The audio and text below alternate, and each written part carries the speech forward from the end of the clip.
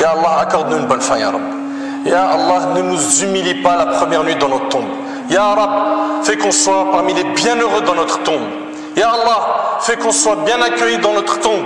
Donc le prophète alayhi salatu wassalam, il a dit que la tombe c'est la première station du jour du jugement. Celui qui valide cette étape, c'est-à-dire il est sauvé des tourments de la tombe, ce qui vient après sera facile. Et dans le cas où il ne valide pas cette étape, ce qui viendra après sera quoi? Difficile. Ahbab al-kiram, il s'agit du voyage de l'âme vers l'au-delà. Ce voyage est long.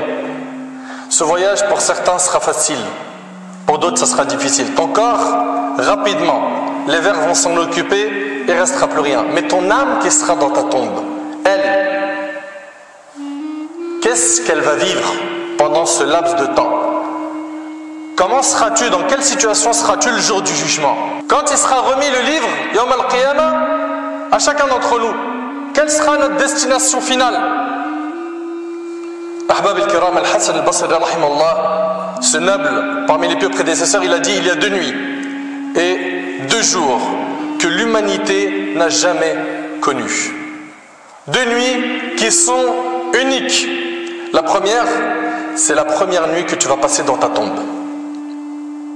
Et la deuxième nuit qui est marquante, c'est celle dont le lendemain sera le jour du jugement. Concernant les 2 jours marquants, le premier c'est lorsque te viendra l'annonce que tu as soit accès au paradis, soit accès à l'enfer. Et également quand on te remettra ton livre soit de la main droite, soit de la main gauche. Ahbab al-Kiram, sachez qu'il se passe beaucoup de choses dans notre tombe la première nuit.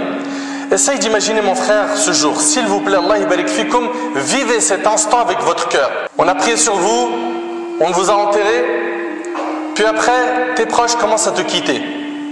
Et tu es seul dans un endroit sombre, ténébreux. Un endroit où, si tu avais la possibilité de voir, tu ne pourrais pas voir ta main. Tellement il fait sombre. Puis quand ils partent, ils te laissent donc toi avec tes actions. Et dans ce silence le plus complet, dans ce climat sombre, tu vas entendre une voix qui va te parler. Qui sera l'interlocuteur? C'est la tombe. Si le serviteur était pieux, la tombe lui dira « Tu es le bienvenu ».